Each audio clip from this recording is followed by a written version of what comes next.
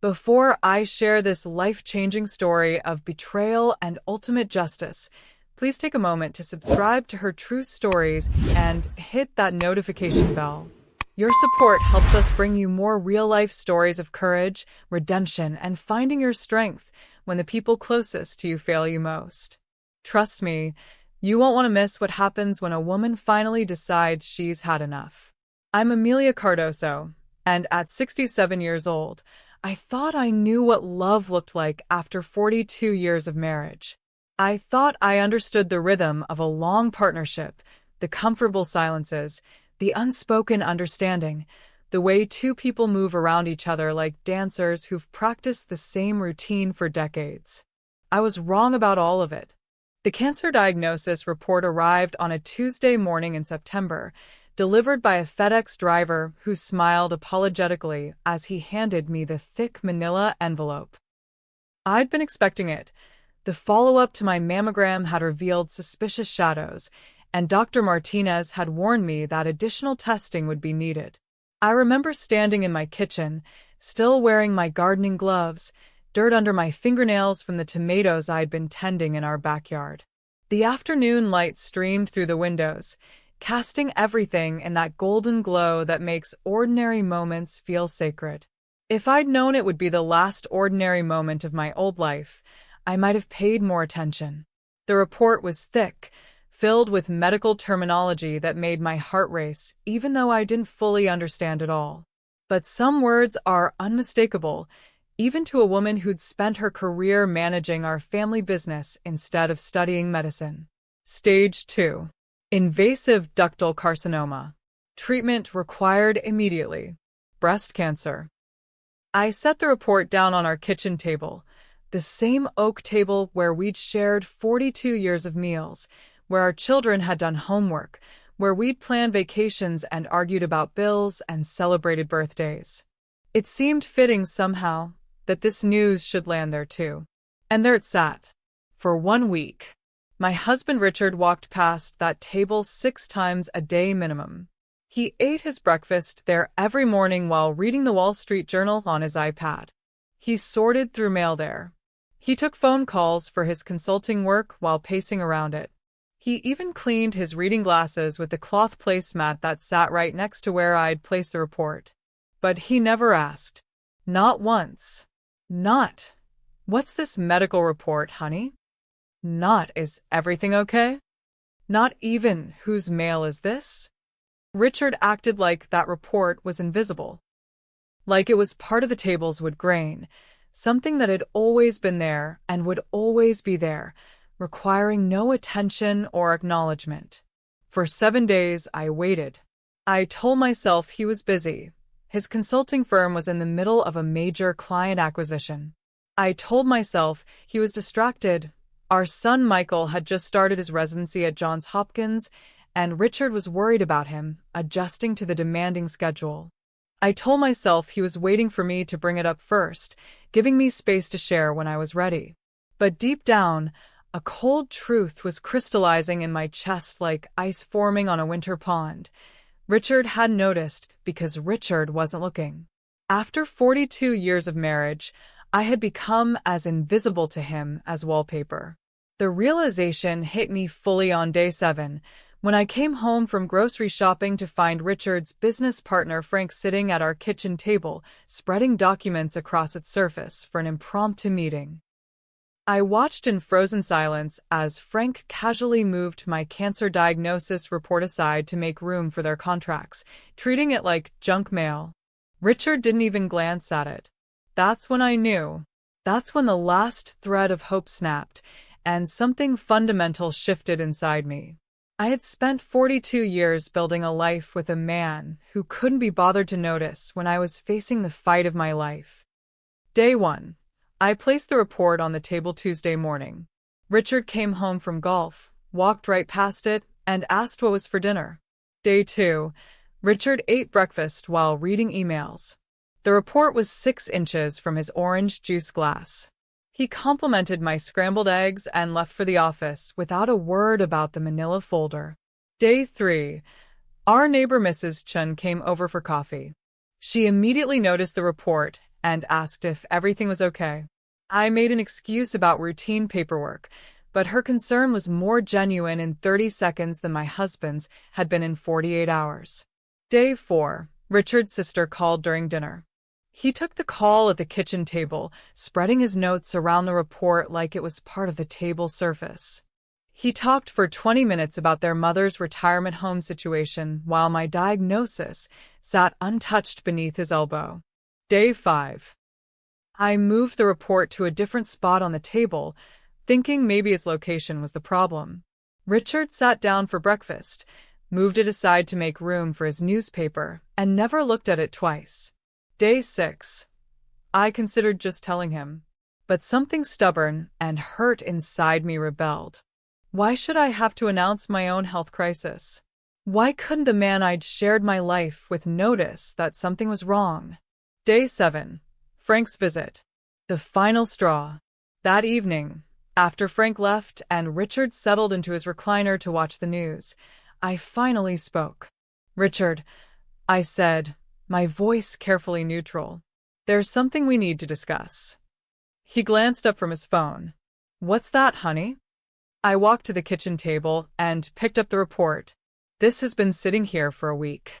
He squinted at it like he'd never seen it before. "What is it?" "My cancer diagnosis." The words hung in the air between us. Richard's expression shifted from casual disinterest to confusion to something that might have been shock, but felt more like inconvenience. "Cancer," he repeated. How long have you known?" "Since Tuesday." "The report's been on our kitchen table since Tuesday. You've walked past it approximately 42 times. He set down his phone and stood up, suddenly all attention and concern.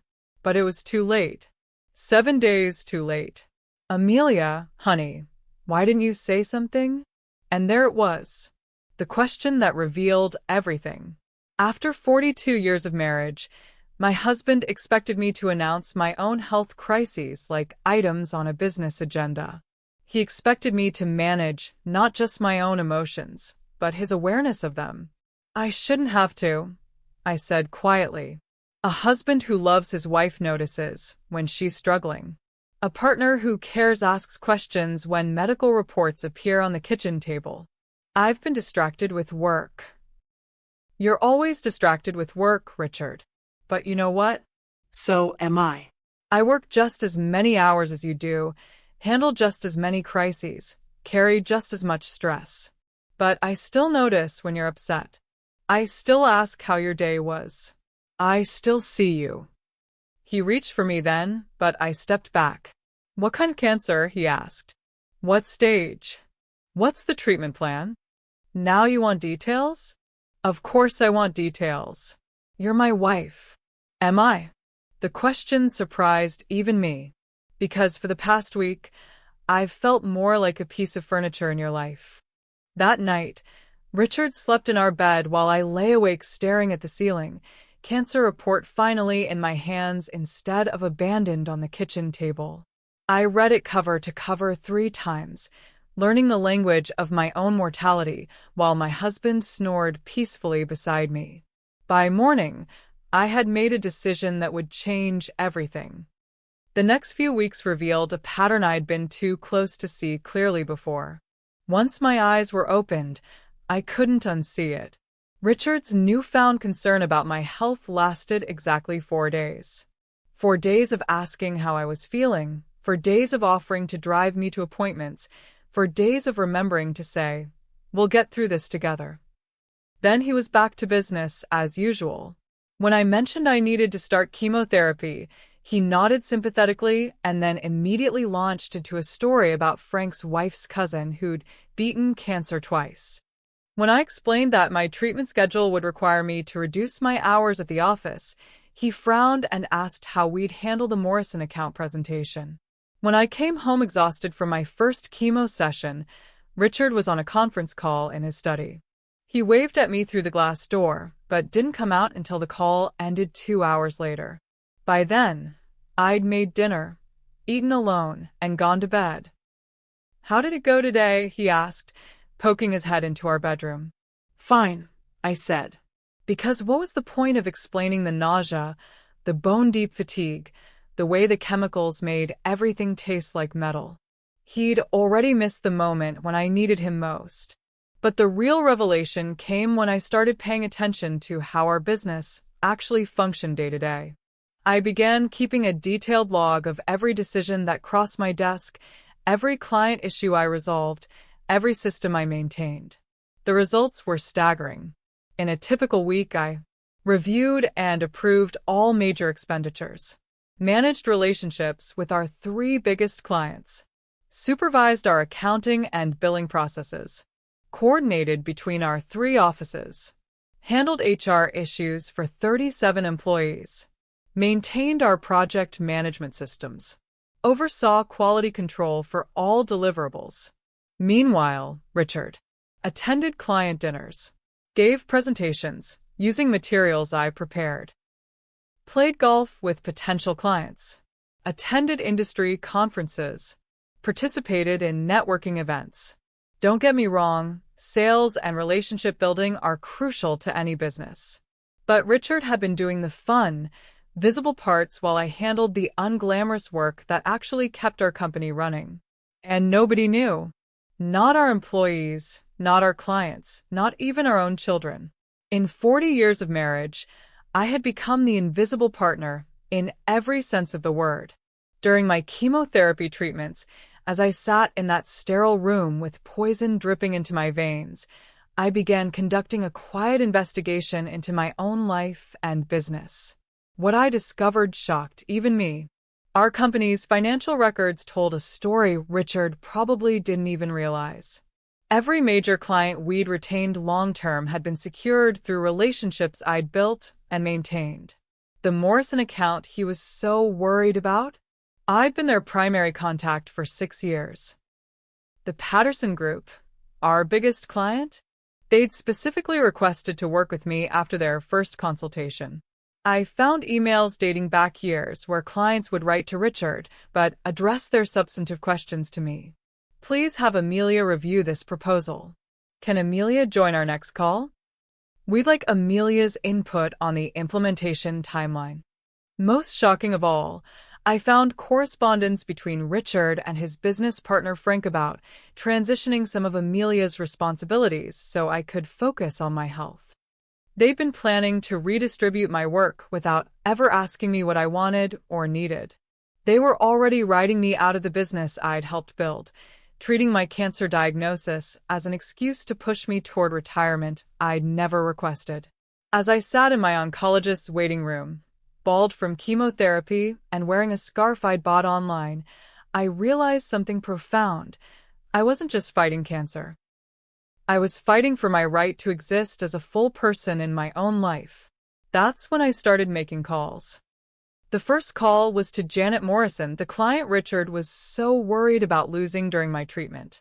I'd been managing the Morrison account for 6 years, and Janet and I had developed a professional friendship that went beyond typical client relationships. Amelia. Janet's voice was warm when she answered. How are you feeling? Richard mentioned you were dealing with some health issues. I'm managing, I said. Janet, I need to ask you something, and I want you to be completely honest. If I weren't involved with your account anymore, what would happen? There was a pause. Well, to be frank, we'd probably look for a new consulting firm. You're the reason we've stayed with Cardoso and Associates for so long. Richard's nice enough, but you're the one who understands our business. I made 17 similar calls that week. To clients, to employees, to vendors we'd worked with for years. The responses were consistent. People worked with our company because they worked with me. But the call that changed everything was to my college roommate Linda, who'd gone into real estate and now specialized in high-end coastal properties. Linda, I said, hypothetically, if someone wanted to disappear from their old life and start over somewhere beautiful, where would you recommend? She laughed. Having a midlife crisis, are we? Something like that. Well, if I were starting over, I'd want to be somewhere I could watch the sunrise over the ocean every morning. There's something about that daily reminder that every day is a new beginning, That conversation planted a seed that grew rapidly. I started browsing real estate listings in coastal towns. Cape Cod, the Outer Banks, Myrtle Beach, Monterey. I told myself I was just dreaming, just giving my mind something beautiful to focus on during the harder moments of treatment. But then I found it. A weathered cedar-shingled cottage in Cannon Beach, Oregon, just 90 minutes from Portland, but a world away from my current life. It sat on a bluff overlooking Haystack Rock, with floor-to-ceiling windows facing the Pacific and a wraparound deck perfect for morning coffee and evening wine. The listing description read like poetry. Wake up to waves, fall asleep to the sound of the tide. This intimate cottage offers the perfect retreat for someone ready to embrace coastal living. I called the listing agent before I could talk myself out of it. The owner is motivated to sell, she explained. It's been a family vacation home, but they're relocating to the East Coast and want someone who'll love it as much as they have. I scheduled a viewing for the following week, telling Richard the First had a specialist appointment in the area. Which wasn't entirely a lie. I was consulting with a specialist about my future. The moment I stepped onto that deck and saw the endless expanse of ocean stretching to the horizon, I felt something I hadn't experienced in years. Possibility. While standing on that deck in Cannon Beach, breathing in salt air and listening to waves crash against the rocks below, I made a call that would change everything. "Tom," I said when our accountant answered, "I need you to run some numbers for me." Tom Bradley had been handling our business and personal finances for 15 years. He was discreet, thorough, and loyal, exactly the kind of professional you want when you're about to make life-altering decisions. "What kind of numbers, Amelia?" "I want to know what would happen if I sold my stake in Cardoso and Associates. What would it be worth? What would be the tax implications? How quickly could it be done?" There was a pause. "Are you and Richard restructuring the business?" "Something like that." "Can you run the analysis without mentioning it to Richard?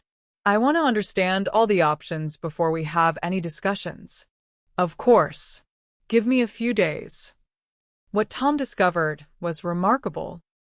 Because I'd been so integral to the business operations, and because our client relationships were primarily built around my work, my stake in the company was worth far more than I'd realized. "Amelia," Tom said when he called back, "based on our client retention rates, revenue streams, and the value of your relationships, I'd estimate your portion of the business at somewhere between $2.80 and $3.2 million.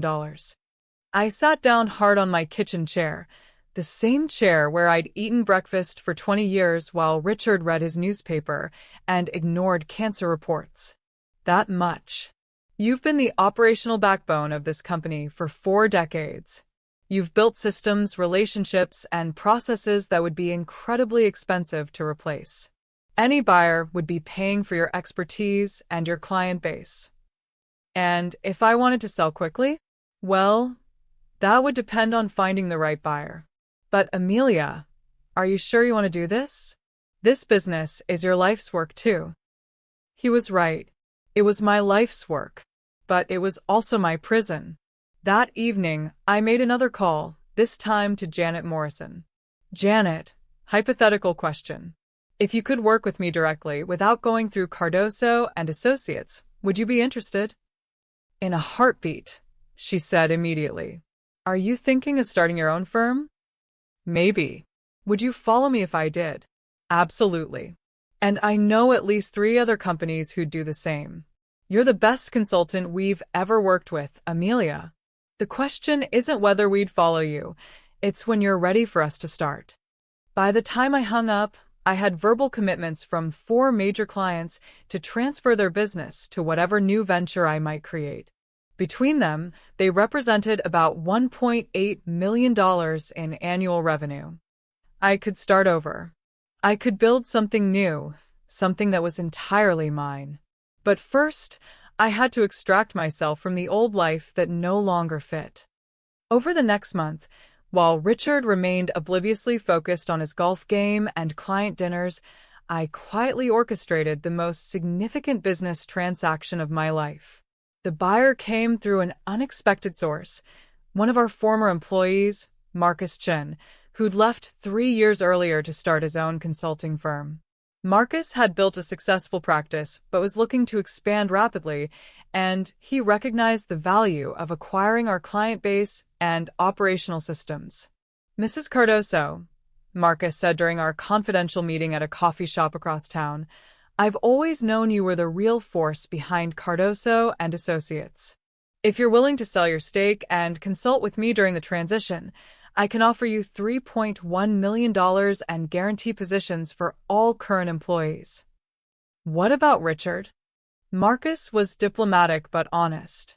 "Mr. Cardoso would be welcome to stay on in a client relations capacity, but the operational control would transfer to me. To be frank, most of your clients have specifically asked to continue working with you. If you're not part of the new arrangement, we'd lose about 60% of the business." It was validation I hadn't realized I needed. After 40 years of being the invisible partner, someone finally saw my true value. The legal arrangements were complex but discreet. Tom helped me structure the sale to minimize tax implications, and my attorney ensured that everything was airtight. I would retain consulting agreements with 4 key clients who wanted to work with me independently, plus receive a lump sum payment for my ownership stake. Most importantly, I would be free. While these negotiations proceeded, I was also finalizing the purchase of the beach house. The owners accepted my offer, and we scheduled closing for the first week of December.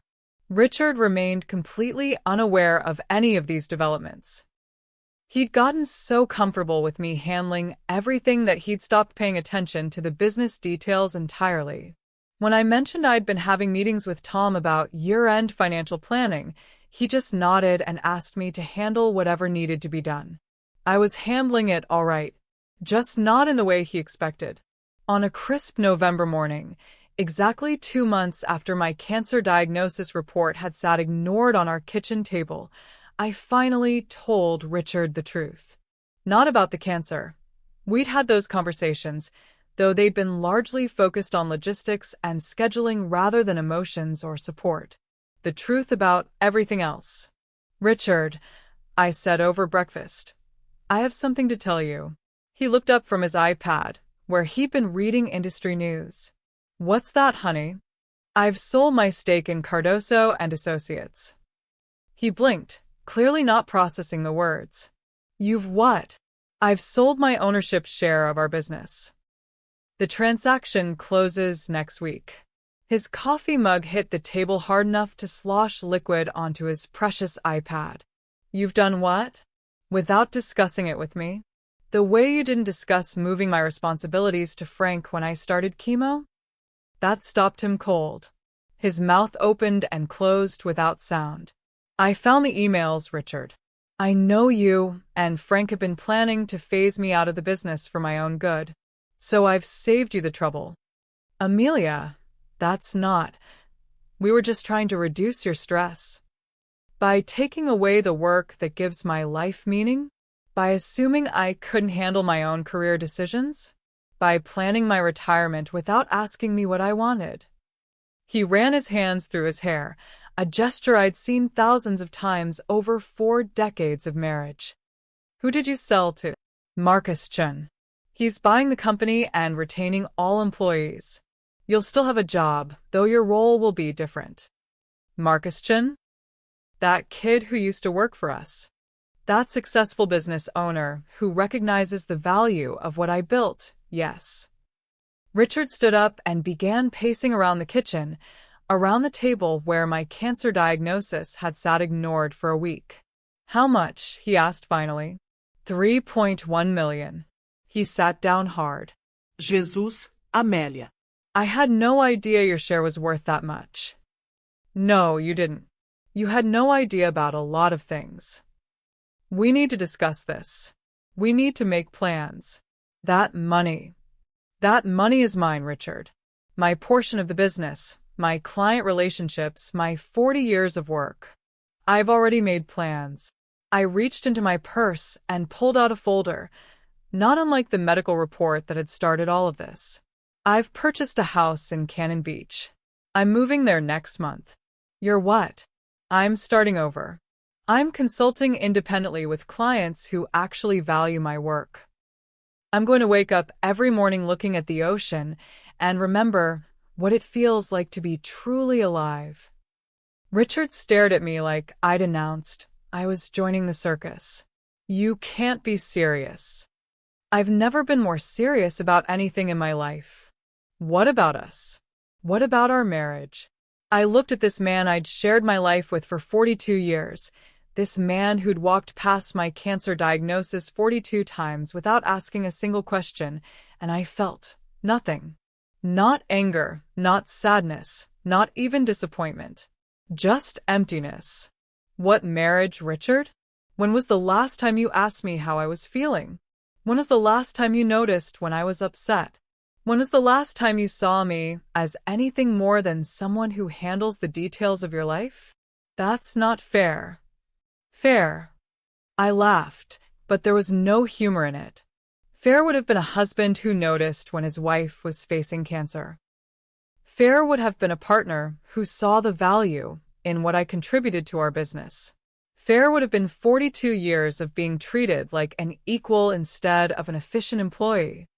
I stood up and walked to the kitchen window, looking out at the garden I tended for 20 years. Soon, I'd be looking at the ocean instead. I'm leaving next week, Richard. The house is already sold. Yes, I sold our house too. I've left you the information about your new role at the company. Tom has all the financial details you'll need. Amelia, please. We can work this out. We can go to counseling. We can. I turned back to face him. Richard, do you love me? Of course I love you. When was the last time you told me that? He opened his mouth, then closed it. Then opened it again. No words came. When was the last time you asked me about my dreams? My fears? My hopes for the future? Silence.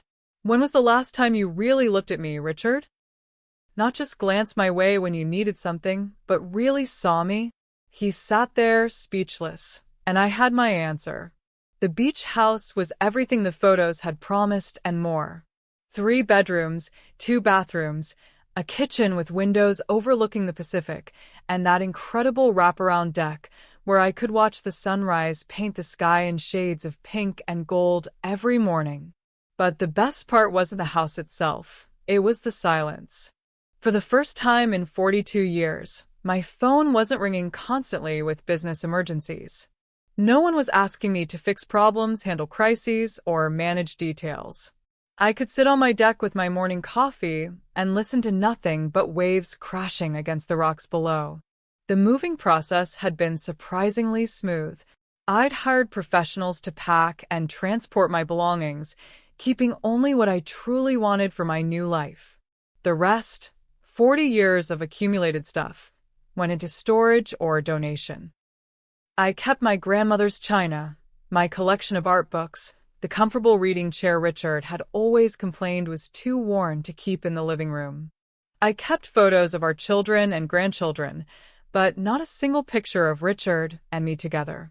That chapter was closed.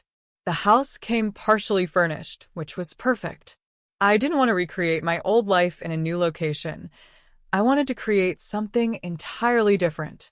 My first morning waking up in Cannon Beach, I sat on the deck in my pajamas and robe, watching the sunrise and feeling something I'd almost forgotten. Peace. My phone buzzed. A text message. Amelia, please call me. We need to talk. Richard.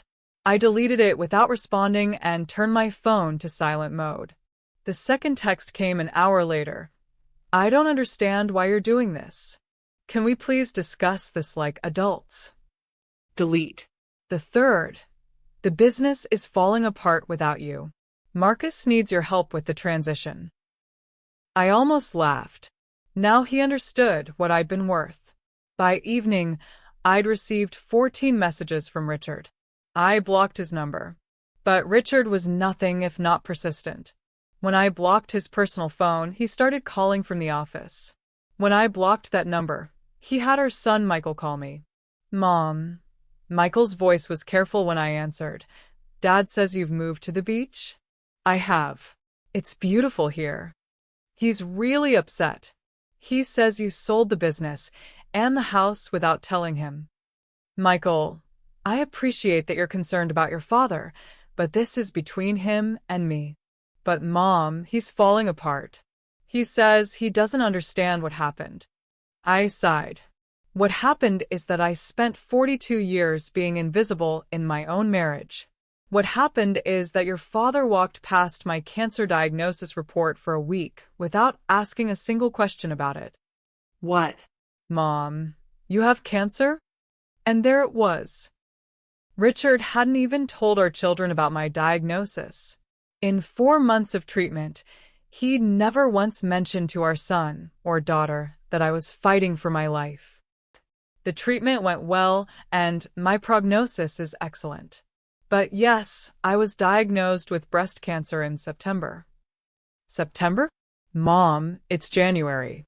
Why didn't anyone tell me? I assumed your father had. We've been dealing with it since September. There was a long pause. He never said a word. Sarah doesn't know either. Then maybe you should ask your father why he didn't think his children needed to know their mother was fighting cancer. After that conversation, the calls from Richard became even more frantic. But I'd learned something important. I didn't have to answer them. While Richard was calling and texting and having our children call me, I was busy building something beautiful. My first independent consulting client was Janet Morrison, who followed through on her promise to work with me directly. Then came Patterson Group, then Wellington Industries, then Morrison Group. Within 6 weeks, I had more work than I could handle, all from clients who specifically wanted to work with me, not with some version of me filtered through a company structure. I set up a home office in the smallest bedroom, with a view of the ocean and a comfortable chair where I could take calls while watching seabirds dive for fish. The work was the same type I'd been doing for decades, but it felt completely different when I was doing it for myself. I joined a local yoga studio and discovered that I actually enjoyed physical exercise when it wasn't squeezed between business meetings and household management. I started taking long walks on the beach every morning, collecting shells and watching the tide change. I bought art supplies for the first time since college and set up an easel on the deck. My first painting was terrible, a clumsy attempt at capturing the sunset over Haystack Rock. But it was mine, created by my hands during time that belonged entirely to me. Most importantly, I made friends. Real friends, not the wives of Richard's business associates who'd included me in social events, because I came with him. At yoga, I met Linda, a retired teacher who'd moved to Cannon Beach after her husband died. At the farmer's market, I met Tom, a widower who ran a small organic farm and made me laugh with his stories about fighting raccoons for his tomatoes. These people knew me as Amelia, not as Richard's wife or the woman behind Cardoso and Associates. They liked me for who I was, not for what I could do for them. As spring turned to summer, Richard's attempts to contact me became increasingly desperate and creative. He sent flowers. I donated them to the local hospital. He sent letters. I returned them unopened. He had our daughter Sarah call, crying about how Daddy is so sad and doesn't understand what went wrong. I gently explained to Sarah about the cancer diagnosis that her father had never mentioned and suggested she ask him directly about his priorities. He even showed up at my beach house one Saturday morning in July. I was on my deck, painting a watercolor of the morning light on the waves, when I heard a car door slam in my driveway.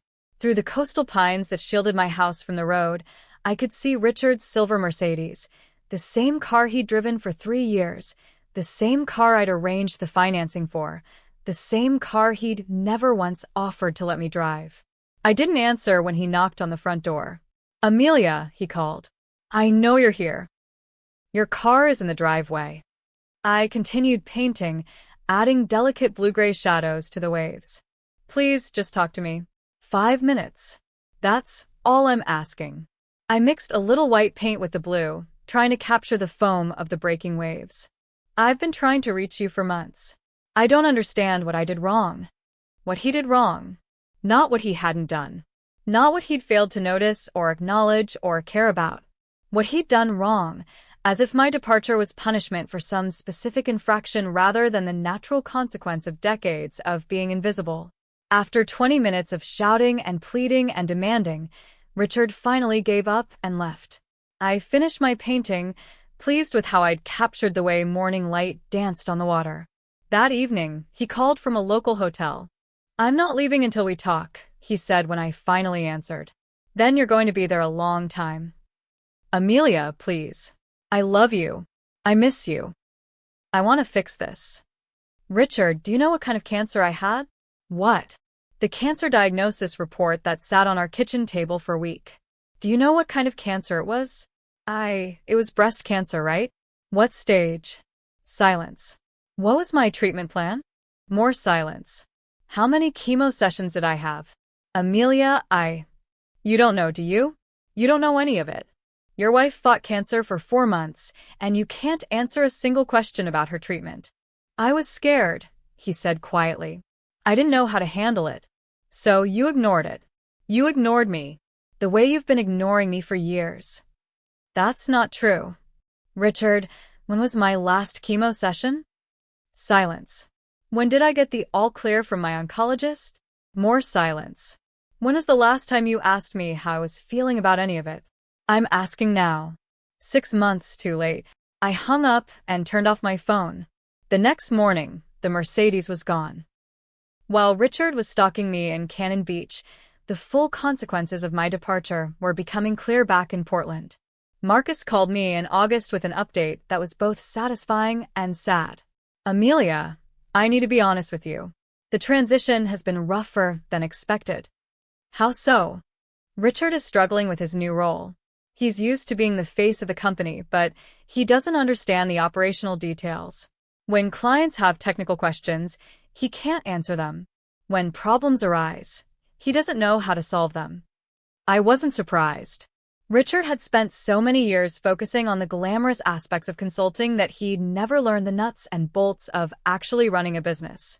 "We've lost 3 clients in the past month," Marcus continued.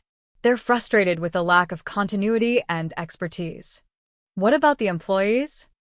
"Most of them are adapting well to the new structure. But they keep asking questions that Richard can't answer, and he's getting defensive about it." I felt a pang of sympathy for the staff who'd worked so hard over the years. They deserved better than to be caught in the middle of this transition. "Marcus, I can offer some additional consulting time to help train Richard and smooth the transition. But I won't work directly with him. Everything goes through you." "That would be incredibly helpful." "Thank you."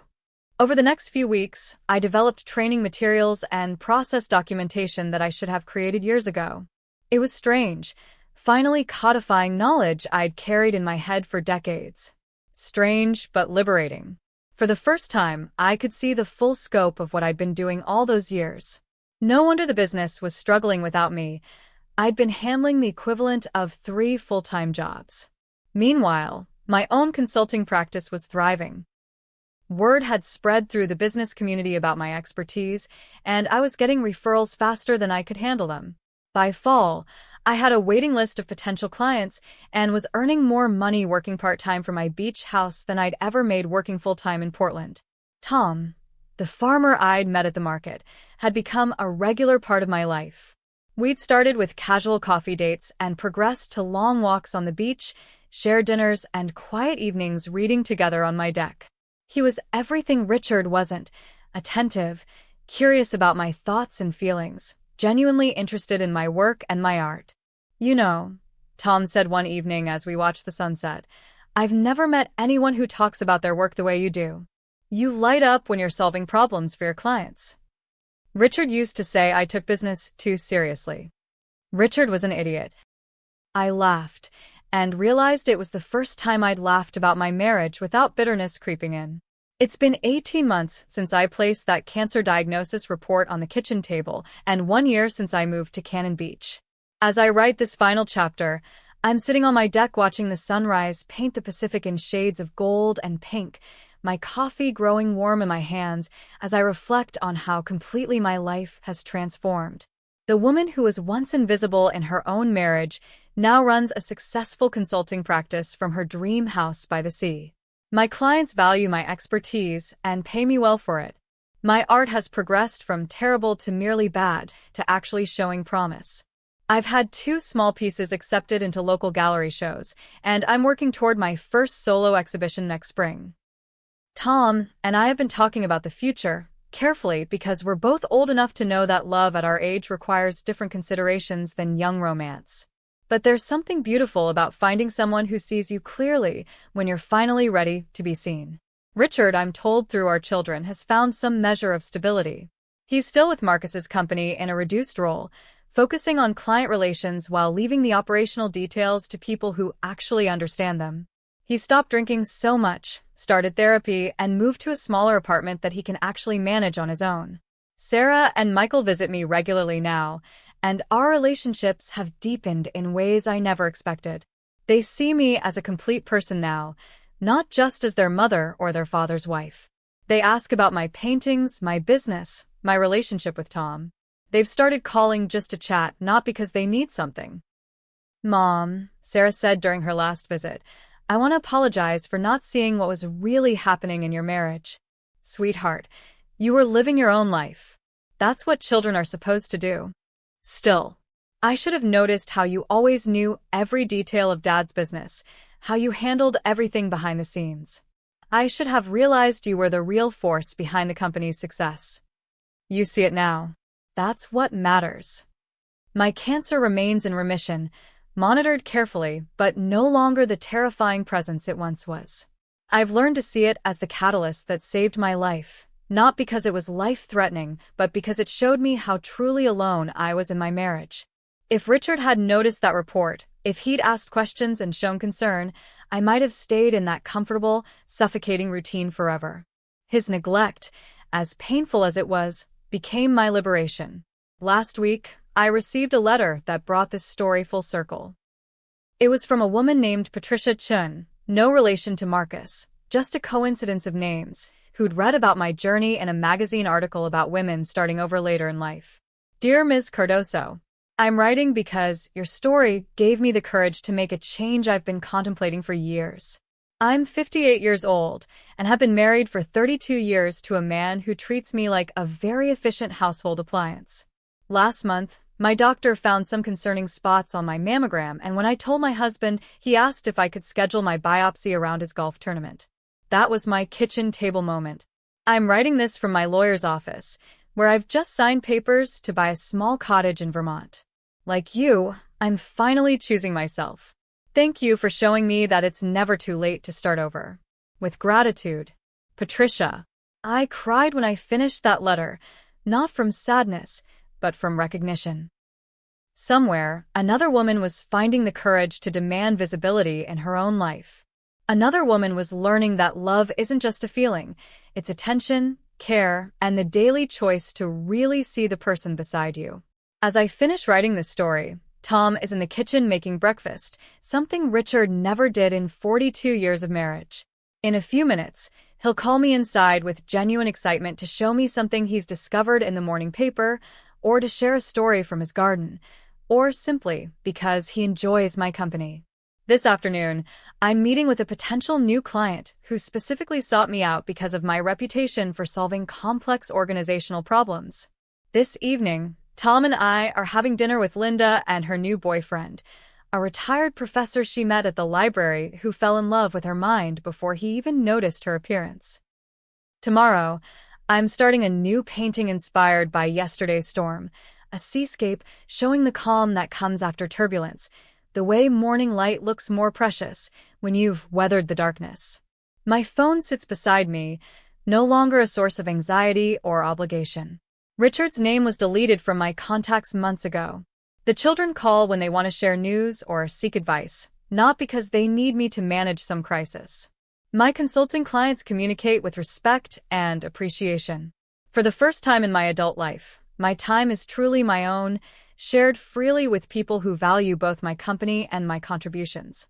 The woman who once waited desperately for her husband to notice her cancer diagnosis now wakes each morning knowing she is seen, valued, and loved, not just by others, but by herself. I was 67 when I finally learned to be visible in my own life. But every day since has been worth the wait. To every woman reading this who feels overlooked, undervalued, or invisible in her own relationships, you have more power than you realize. You have more worth than they're acknowledging. And you have more life ahead of you than you think. It's never too late to choose yourself. It's never too late to demand to be seen. It's never too late to start over. Trust me on this. I'm living proof. Thank you for following my incredible journey from invisible wife to independent woman living her best life by the sea. If this story of triumph over betrayal resonated with you, please make sure you're subscribed to her true stories and hit that notification bell. Your support means everything to us as we continue bringing you powerful stories of women who refuse to accept less than they deserved. What would you have done in my situation? Have you ever felt invisible in your own marriage or relationship? Share your thoughts and experiences in the comments below. I read every single one, and your stories inspire our community every day. Remember, it's never too late to rewrite your story. Sometimes the best chapters come after you've finally closed the book on the parts of your life that no longer serve you. Don't forget to like this video if Amelia's story moved you, and share it with any woman in your life who might need to hear that she deserves to be seen, valued, and cherished. Until next time, keep standing strong and never forget your worth.